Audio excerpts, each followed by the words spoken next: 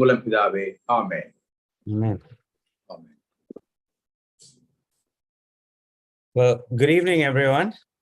Good to be here. உங்கள் அனைவருக்கும் மாலை வணக்கம். This is our third lecture, and in our first lecture, we talked about terms like the holiness of God and the glory of God. இது நம்முடைய மூன்றாவது வகுப்பு. முதலாவது வகுப்பிலே நாம் ஆண்டவருடைய பரிசுத்தம், ஆராதனை போன்ற காரியங்களை குறித்து சிந்தித்தோம். And our second lecture, we talked about worship in the Old Testament, which is engaging with God on His terms and in the means by which He is provided. இரண்டாவது வகுப்பிலே நாம் படித்த காரியம் என்னவென்றால், பழைய ஏற்பாட்டிலே ஆராதனை என்றால் என்ன என்பதை குறித்து படித்தோம். ஆண்டவர் ஆராதனைக்கு அவர் ஏற்படுத்தியிருக்கின்ற முகாந்திரங்களை குறித்து நாம் சிந்தித்தோம். And today our lecture will be another way of understanding worship is honoring, serving, and respecting God. இந்த நாளிலே நாம் ஆராதனை குறித்து பார்க்கும் பொழுது ஆண்டவருக்கு கொடுக்கக்கூடிய கனம் மற்றும் அவருக்கு செய்யக்கூடிய சேவை, அவருக்கு கொடுக்கக்கூடிய மரியாதை என்பவற்றை குறித்து பார்க்க போகிறோம்.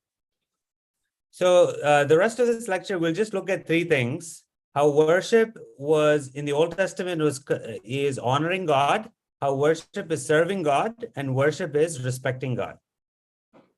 இந்த நாளிலே நான் இந்த மூன்று காரியங்களை மட்டுமே பார்க்க போகிறோம். ஆண்டவருக்கு கொடுக்கக்கூடிய கனம், அது சேவை, மற்றும் அவருக்கு கொடுக்கக்கூடிய மரியாதை என்ற காரியங்களை குறித்து நாம் பார்க்க போகிறோம். So let's look at the first aspect of worship, which is honoring God.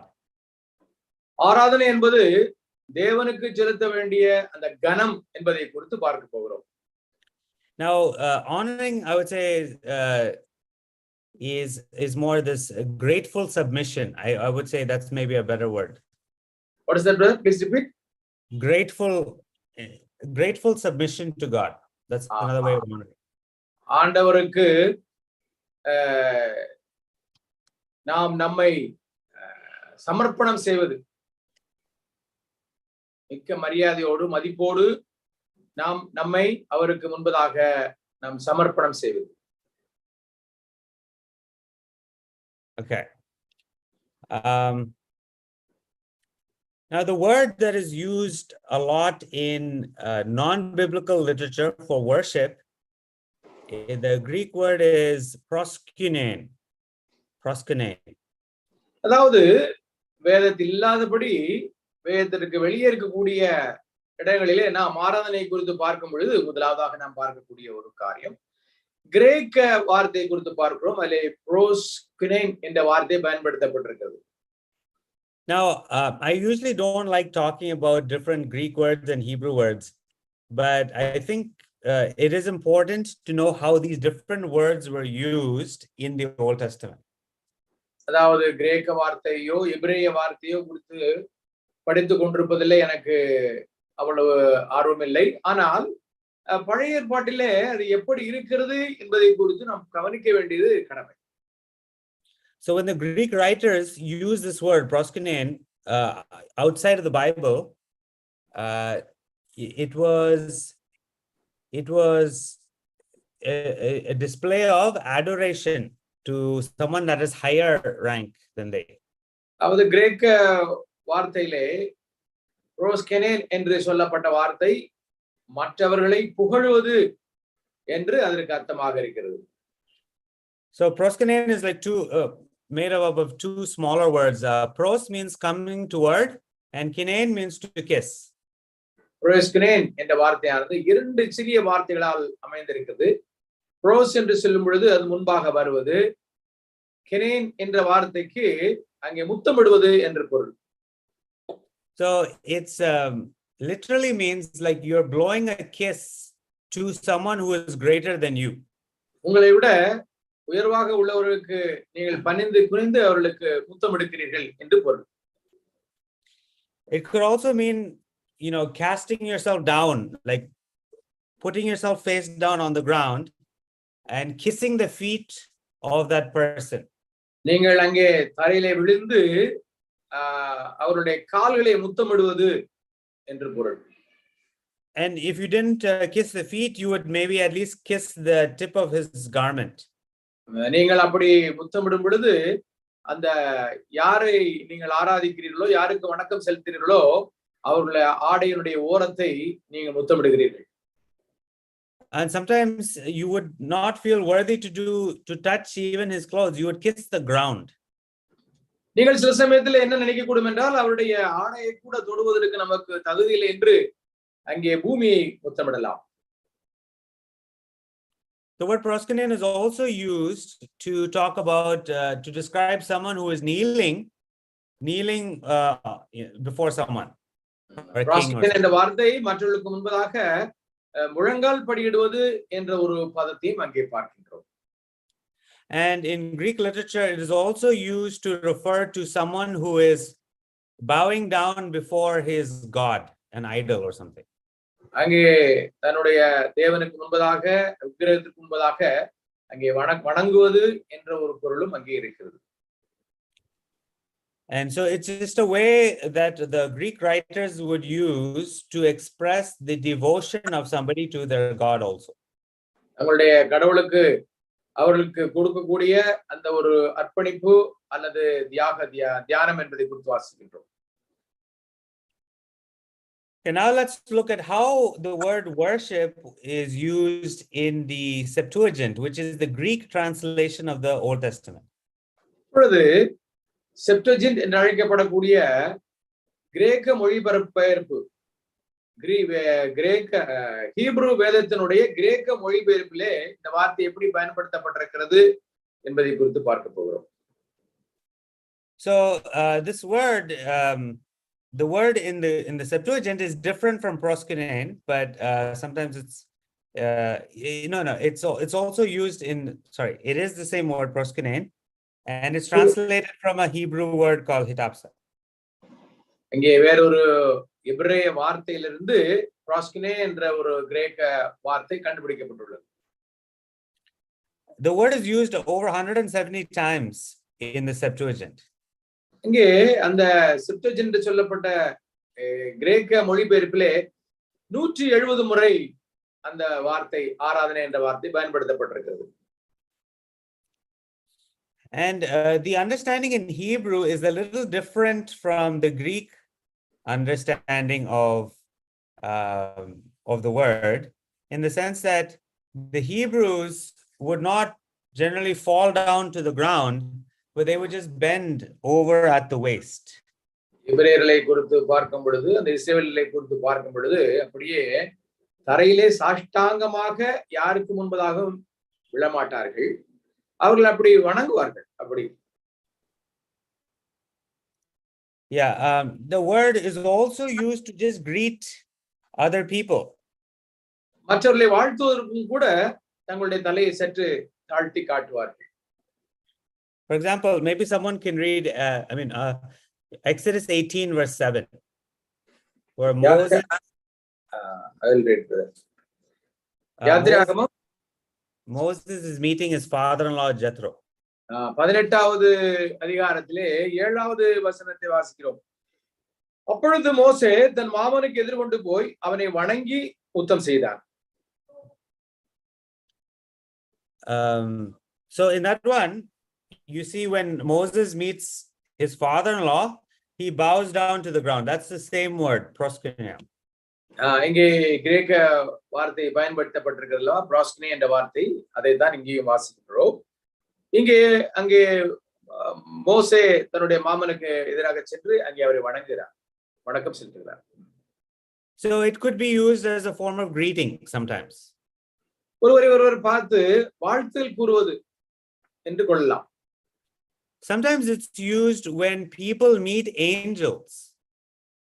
தேவதூதர்களை சந்திக்கும் பொழுதும் கூட இது போன்று அவர்களுக்கு சற்று வணக்கம் செலுத்தலாம். ஆனால் அதை குறித்து பார்க்கும் பொழுது அது ஆராதனையாகாது. ஆதியாகமம் 18வது அதிகாரம் 2ஆம் வசனம்.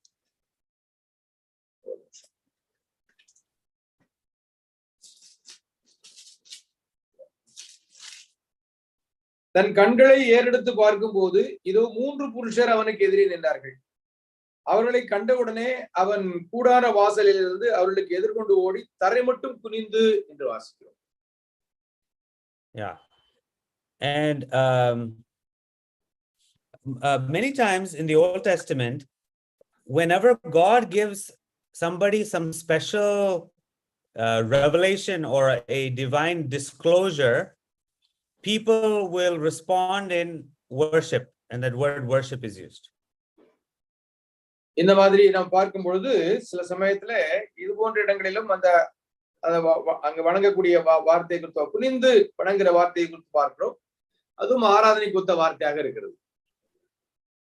So Genesis 24 verses 26 and 27a is a good example of this. This is the story when Abraham's servant goes to find a wife, Rebecca, for his son Isaac. ஆபிரகாமுடைய வேலைக்காரர் ஆபிரகாமுடைய மகன் ஈசாக்கிற்கு ஒரு மணப்பெண்ணை கண்டுபிடிப்பதற்காக அவர் செல்லுகிறார். ஆதியாகமம் 24வது அதிகாரம் 26 முதல் 26. அப்பொழுது அந்த மனிதன் தலை குனிந்து கர்த்தரை பணிந்து கொண்டு, என் எஜமானனாகிய ஆபிரகாமின் தேவனாயிருக்கிற கர்த்தருக்கு ஸ்தோத்திரம், அவர் தம்முடைய கிருபையும் தம்முடைய உண்மையும் என் எஜமானை விட்டு நீக்கவில்லை. Yes, so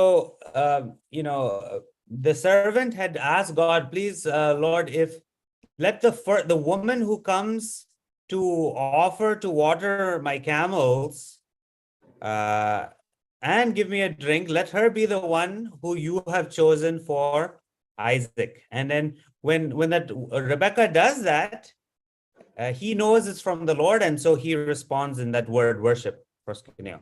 அதாவது அவர் என்ன சொல்கிறார் என்றால், நான் இந்த விதமாக தண்ணீர் கேட்கும் பொழுது எனக்கு மட்டுமல்ல, என்னோடு வந்தவர்களுக்கு மட்டுமல்ல, எல்லோருக்கும் அங்கே ஒட்டகங்களுக்கும் தண்ணீர் கொடுக்கக்கூடிய ஒரு பெண்ணே ஆண்டவர் தெரிந்த பெண் என்று நான் சொல்லுவேன் என்று சொல்லுகிறார். அந்த சமயத்திலே அந்த பெண் ஓடி வந்து இந்த காரியங்கள் எல்லாம் செய்கிறதுனால, ரெபெக்காள் எதிர்பார்த்த போல செய்கிறதுனால அங்கே ஒரு ஆண்டவரை வணங்குறதை பார்க்கின்றோம்.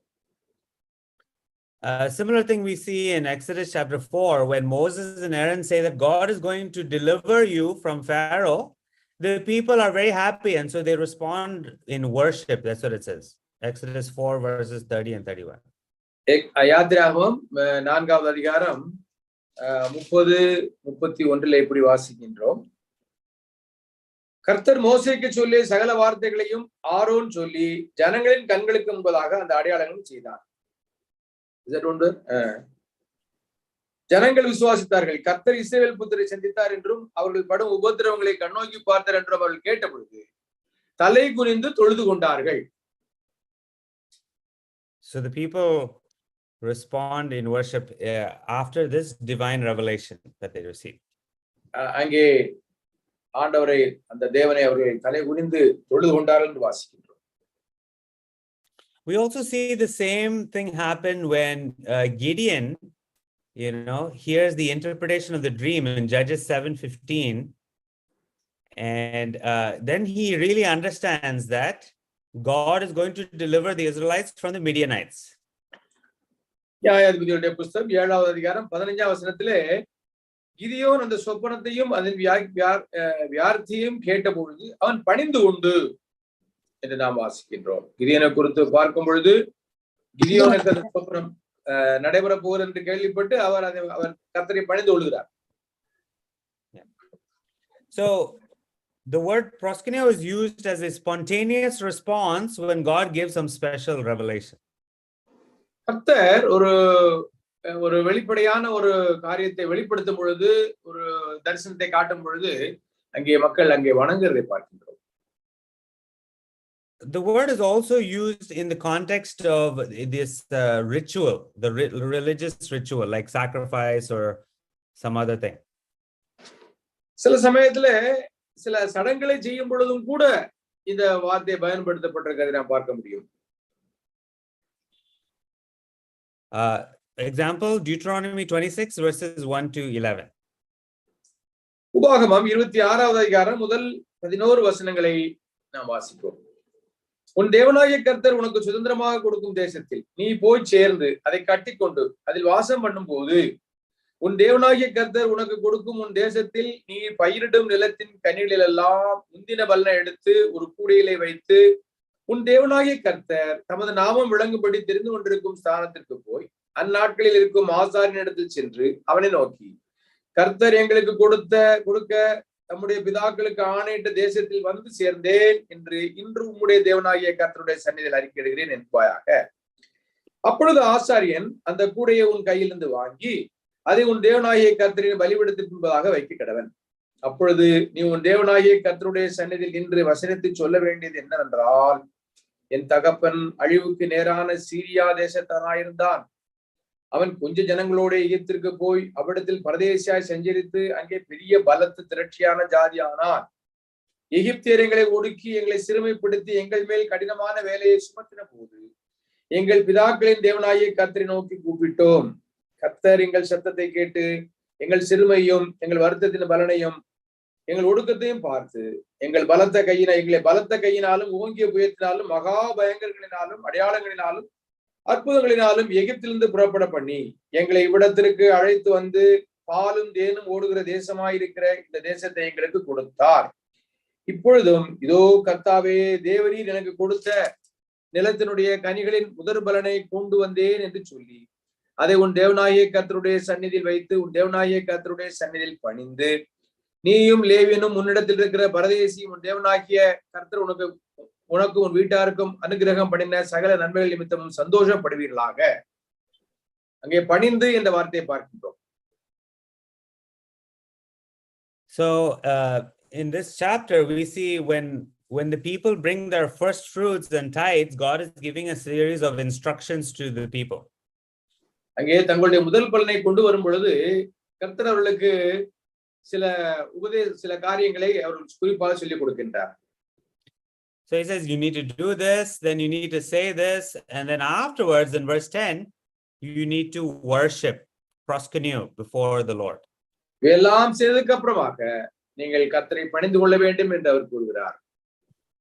So this is a way that they have to be show their grateful submission to God. This is the way they needed to honor God through this ritual.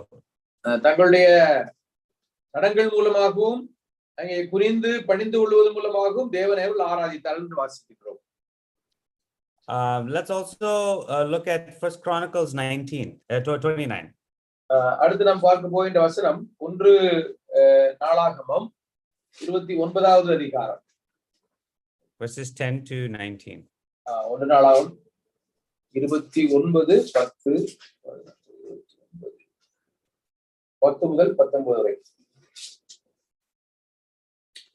ஆகையால் தாவீது சபை அனைத்தின் கண்களுக்கு முன்பாகவும் கர்த்தருக்கு ஸ்தோத்திரம் செலுத்தி சொன்னது, எங்கள் தகப்பனாகிய இஸ்ரவேலின் தேவனாகிய கர்த்தாவே, சதா காலங்களிலும் தேவரீருக்கு ஸ்தோத்திரம் உண்டாவதாக.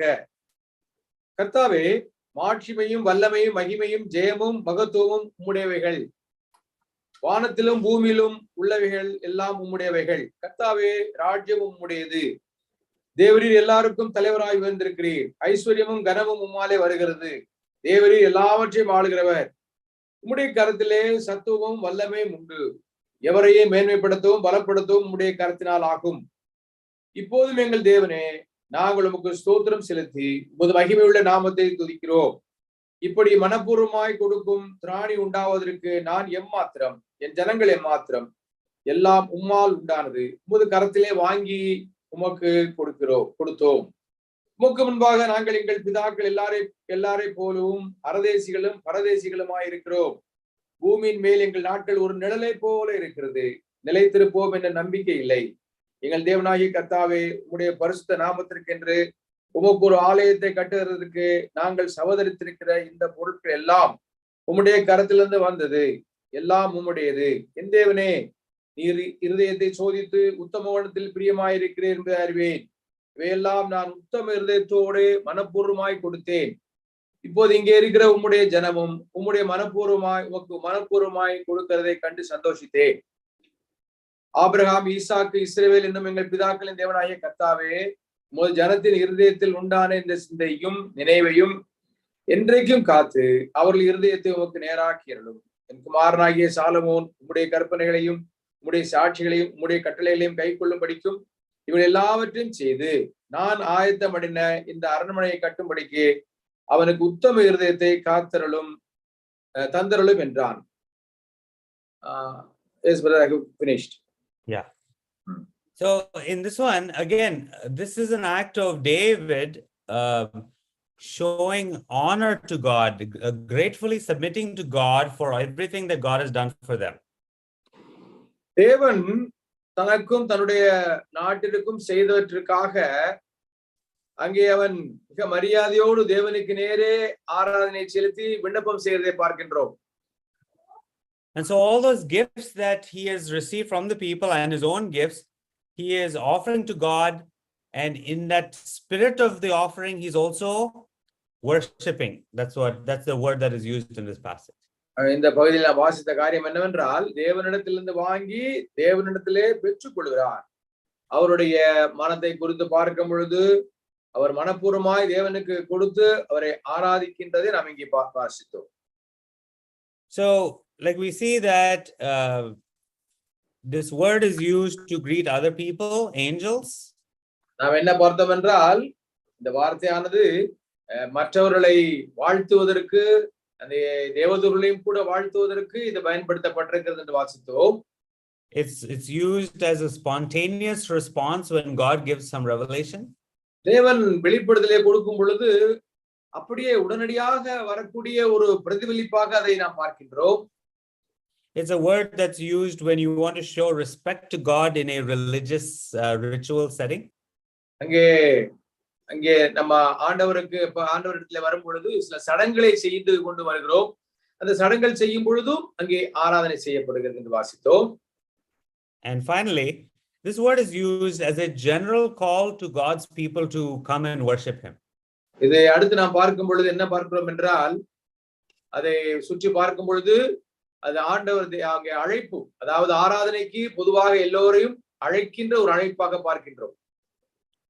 So Psalm 95 verse 2, a very famous psalm. சங்கீதம் ஒரு பழக்கப்பட்ட ஒரு சங்கீதம் 95வது சங்கீதம் 2வது வசனம் 5:2. துதித்தலுடனே அவர் சந்நிதிக்கு முன்பாக வந்து சங்கீதங்களால் அவரை ஆர்ப்பரித்து பாடக்கடவோம். So this word worship, let us make a joyful noise to him with songs of praise. These are all the word proskunein used in the Greek. கிரேக்க அங்கே மொழிபெயர்ப்பிலே பார்க்கும் பொழுது இங்கே இந்த வார்த்தை பயன்படுத்தப்பட்டிருக்கிறது. proskunein என்ற வார்த்தை பயன்படுத்தப்பட்டிருக்கிறது. Yeah, so here the people are not necessarily offering a sacrifice in this particular context. They're just coming into the temple and they're shouting and they're singing and that is called proskunein. நம்ம என்ன வாசிக்கிறோம் என்றால் அவர்கள் இங்கே பலி செலுத்துவதற்காக வரவில்லை, அங்கே ஆண்டவரை துதித்து பாடி புகழ வந்திருக்கின்றார்கள். அதையும் கூட இங்க proskunein என்ற வார்த்தை அதை பயன்படுத்தப்பட்டிருக்கிறது. So these are this is the way, the first way we see worship used. It is honoring God or a grateful submission to God. நம்ம என்ன வாசிக்கிறோம் என்றால் அங்கே நாம் தேவனை கனப்படுத்துகிறோம், தேவனுக்கு முன்பதாக நாம் அவருக்கு முன்பதாக பணிகிறோம் என்ற வார்த்தையானது ஆராதனைக்கு சமமாக சொல்லப்பட்டிருக்கிறது. The second way that we have to understand worship is service to God. அடுத்து ஆராதனை என்று சொல்லும் பொழுது தேவனுக்கு சேவை செய்வது, தேவனுக்கு ஊழியம் செய்வது என்று நாம் கொள்ளலாம். Now in the Greek there we see the Greek writers use this word doulos, which is the slave, and they put the relationship of slave to the master. That is the word they use, doulos. doulos என்ற வார்த்தைக்கு அர்த்தம் அடிமை என்று பொருள். But then Greek people would never use this relationship of slave to master, they would never use that word to refer to the relationship between the worshipper and the God. தேவனுக்கும் அங்கே தேவனோடு செய்யக்கூடிய ஆராதனைக்கும் இந்த வார்த்தை பயன்படுத்தப்படவில்லை. So if you asked a Greek speaking person, are you a slave of God? They will get very upset. No, I'm not a slave. ஒரு கிரேக்கரை பார்த்து நீங்கள் உங்கள் கடவுளுக்கு அடிமையா என்று கேட்டால் இல்லை என்று அவன் சொல்லுவான். I am a devotee. I am devoted to this God, but I am not a slave. நான் இந்த கடவுளுடைய பக்தன், நான் இந்த கடவுளுடைய அடிமை அல்ல என்று அவன் கூறுவான். And so the word used in the Hebrew Bible is latruin, service.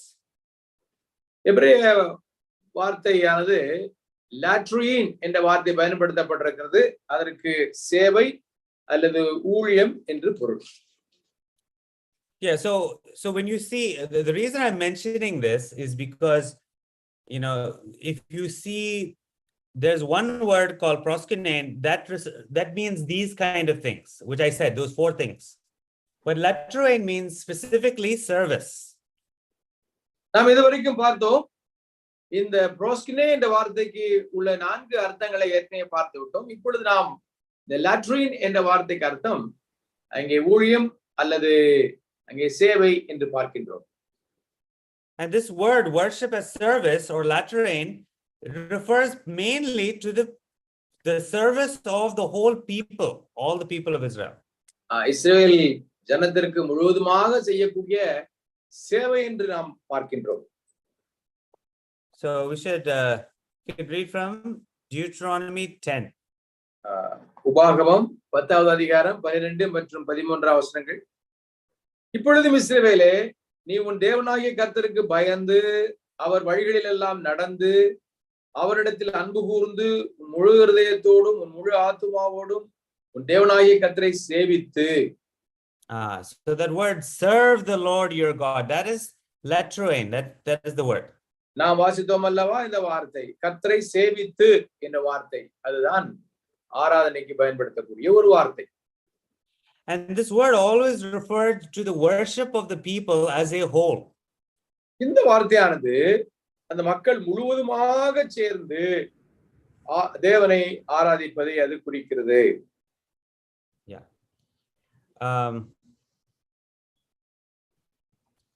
Okay, so it is, this word is also used in Joshua 22 verse 5. இதே வார்த்தை தான் யோசுவாவுடைய புத்தகம் 25வது 22 verse, Joshua 22 verse 5. யோசுவா 22வது அதிகாரம் 5வது வசனத்திலே இந்த வார்த்தை பயன்படுத்தப்பட்டிருக்கிறது. ஆனாலும் நீங்கள் உங்கள் தேவனாகிய கர்த்தரில் அன்பு கூர்ந்து அவருடைய வழிகளெல்லாம் நடந்து அவர் கற்பனைகளை கைக்கொண்டு அவரை பற்றி கொண்டிருந்து அவரை உங்கள் முழு இருதயத்தோடும் உங்கள் முழு ஆத்மாவோடும் சேவிக்கிறதற்காக கர்த்தரின் தாசனாகிய மோசே உங்களுக்கு கற்பித்த கற்பனையின்படியேயும் நியாயப்பிரமாணத்தின்படியேயும் செய்யும்படி மாத்திரம் வெகு சாவதானமாயிருங்கள். இங்கும் அந்த வார்த்தையை பார்க்கின்றோம், சேவித்து. And also Joshua 24 verses 19 and 20. 24, 19, 20. யோசுவா ஜனங்களை நோக்கி, நீங்கள் கர்த்தரை சேவிக்க மாட்டீர்கள், அவர் பரிசுத்தமுள்ள தேவன், அவர் எரிச்சல் உள்ள தேவன், உங்கள் மீறுதலையும் உங்கள் பாவங்களையும் மன்னியார். கர்த்தர் உங்களுக்கு நன்மை செய்திருக்க நீங்கள் கர்த்தரை விட்டு அந்நிய தேவர்களை சேவித்தால் அவர் திரும்ப உங்களுக்கு தீமை செய்து உங்களை நிர்மூலமாக்குவார் என்றார். Yeah, so this the word latruin is when the people as a whole want to serve God. As a whole, they want to serve God through their sacrifices or even through their life of holiness before God. இந்த கர்த்தரை சேவிப்பது என்பது ஒரு பரிசுத்தமுள்ள வாழ்க்கை வாழ்வதன் மூலமாகவும் கர்த்தரை சேவிக்க முடியும். பரிசுத்தமுள்ள வாழ்க்கை வாழ்வது தேவனுக்கு செய்யக்கூடிய சேவை என்று ஏற்றுக்கொள்ளப்படுகிறது. Yeah, so this corporate nature of worship is attached to this word latrine, the service as a whole. அதாவது அந்த தேசம் முழுவதுமாக சேர்ந்து ஆண்டவருக்கு செய்யக்கூடிய சேவை அல்லது ஆராதனை. Now, there's a different word used for worship, but only with respect to the priests. அடுத்து வேறொரு வார்த்தை பயன்படுத்தப்பட்டிருக்கிறது. அந்த வார்த்தை அந்த ஆசாரியர் மட்டும் செய்யக்கூடிய ஒரு காரியம். That's the word liturgein. அந்த வார்த்தைக்கு liturgein என்று அந்த வார்த்தைக்கு பெயர். Yeah, it's used 100 times in the Old Testament. பழைய ஏற்பாட்டிலே 100 முறை பயன்படுத்தப்பட்டிருக்கிறது. This is a technical term that's used for the service of the priests. அங்கே ஆசாரியர்கள் செய்யக்கூடிய அந்த ஒரு வேலைக்கு அந்த வார்த்தை பயன்படுத்தப்பட்டிருக்கிறது. You know, we get our English word liturgy from this word. நாம் liturgy என்ற ஒரு வார்த்தை நம் ஆங்கிலத்திலே பயன்படுத்துகிறோம். அந்த வார்த்தை இந்த வார்த்தையிலிருந்து தான் வந்திருக்கிறது. So an example of this word is found in Joel chapter 1 verse 9. யோவேல் முதலாவது அதிகாரம் 9ஆம் வசனத்திலே நாம் இந்த வார்த்தையை பார்க்கலாம். போஜன பலியும் பானபலியும் கர்த்தருடைய ஆலயத்தை விட்டு அற்று போயின. கர்த்தரின் ஊழியக்காரனாகிய ஆசாரியர்கள் துக்கிக்கிறார்கள். Yeah, so it says the priests mourn the ministers of the Lord. That word ministers that comes from that word liturgein. இங்கே கர்த்தரின் ஊழியக்காரர் என்ற ஒரு வார்த்தை பயன்படுத்தப்பட்டிருக்கிறது. அந்த ஊழியம் என்ற ஒரு வார்த்தை இந்த liturgein என்ற வார்த்தையின் மூலமாக வருகிறது. So in this concept of worship as being service to God, two terms are used. One is the service of all the people as a whole. That was the word latrine. And then the second was the worship was the service of the priests as a whole. That is the word liturgein. So these are two terms to talk about worship as service. பழைய ஏற்பாட்டிலே ஊழியம் அல்லது சேவை என்ற ஒரு வார்த்தையை குறித்து பார்க்கிறோம் அல்லவா? இந்த சேவை என்ற வார்த்தை மக்கள் எல்லாம் சேர்ந்து ஆண்டவரை ஆராதிக்கக்கூடிய அந்த வார்த்தைக்கு சேவை என்று சொல்லப்பட்டிருக்கிறது. ஆசாரியர்கள் செய்யக்கூடிய அந்த வேலைகளுக்கு ஊழியம் என்ற வார்த்தை பயன்படுத்தப்பட்டிருக்கிறது. So we've looked at worship is honoring God or grateful submission to God. முதலாவதாக ஆராதனை குறித்து பார்க்கும் பொழுது தேவனை கனப்படுத்துவது, தேவனுக்கு நம்மை ஒட்டுமொத்தமாக அர்ப்பணிப்பது என்பதை குறித்து பார்த்தோம். Secondly, we looked at worship as service. இரண்டாவதாக ஆராதனை என்று சொல்லும் பொழுது சேவை மற்றும் ஊழியம் என்று பார்த்தோம். Either the people as a whole serving God or the priests as a whole serving God. அதாவது ஒட்டுமொத்தமாக மக்கள் எல்லாம் சேர்ந்து சேவை செய்கிறார்கள், ஆசாரியன் ஆண்டவருக்கு ஊழியம் செய்கிறார். And finally, the final thing is worship is respecting God or revering God. அடுத்த ஆராதனை என்ற வார்த்தையை குறித்து பார்க்கும் பொழுது தேவனை நாம் அங்கே அவரை மீண்டுமாக அவருக்கு கொடுக்க வேண்டிய மரியாதையை நாம் செலுத்துகிறோம். Turn to Deuteronomy 5 verse 29. உபாகமம் 5வது அதிகாரம் 29வது வசனத்திற்கு நாம் திருப்புவோம். அவர்களும் அவர்கள் பிள்ளைகளும் என்றென்றைக்கும் நன்றாயிருக்கும்படி அவர்கள் எந்நாளும் எனக்கு பயந்து என் கற்பனைகள் எல்லாம் கை கொள்வதற்கு ஏற்ற இருதயம் அவர்களுக்கு இருந்தால் நலமாயிருக்கும். ஒரு பயபக்தியை குறித்து வாசிக்கிறோம். So the word here is the Greek word in the Septuagint is sebomai. செபோமாய் என்ற கிரேக்க வார்த்தை பயன்படுத்தப்பட்டிருக்கிறது. And that word means is the equivalent of fearing the Lord. அங்க என்ன வாசிக்கிறோம்? கர்த்தருக்கு பயப்படுகிறது என்ற ஒரு வார்த்தையை குறித்து வாசிக்கிறோம். Yeah, but it's not the negative sense of fearing, but the positive sense of fearing, the fear of the Lord or the reverence of the Lord, something like that. ஆண்டவருக்கு ஒரு கனம் நிறைந்த ஒரு பயம். இங்கே அவரை பார்த்து பயந்து ஒளிந்து ஓடுவதல்ல, ஒரு மரியாதைக்குரிய பயம். And that word sebomai, to fear God, means to keep his commandments, as Deuteronomy 5:29 says. நாம் என்ன வாசிக்கிறோம் என்றால், செபோமாய் என்ற வார்த்தைக்கு அர்த்தம் கர்த்தருக்கு பயப்படுவது என்றால் என்ன அர்த்தம் என்றால், அவருடைய கற்பனைகளுக்கு கை கொள்வது. It also means to walk in his ways. அடுத்து நாம் பார்க்கக்கூடிய காரியம் அவருடைய கற்பனைகளில் அவருடைய வழிகளில் நடப்பது. To fear the Lord or to sebomai is to turn away from evil. அங்கே பயந்து நடப்பது என்பது பொல்லாப்பை விட்டு விலகுவது. Yeah, like Job chapter 1 verse 1. யோபுவினுடைய புஸ்தகம் 1வது அதிகாரம் 1வது வசனத்திலே நாம் இதை வாசிக்க முடியும். ஊத்ஸ் தேசத்திலே யோபு என்னும் பெயர் கொண்ட ஒரு மனுஷன் இருந்தான். அந்த மனுஷன் உத்தமனும் சன்மார்க்கனும் தேவனுக்கு பயந்து பொல்லாப்புக்கு விலகிறவருமாய் இருந்தான். Yeah, so this word sebomai or fear of the Lord in the Old Testament, it means faithfulness and obedience to the covenant demands of God.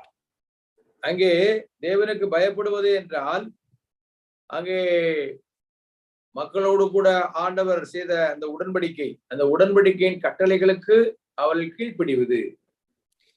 In other words, if you had the lifestyle of a true believer, a genuine believer, you would have sebomai or the fear of the Lord.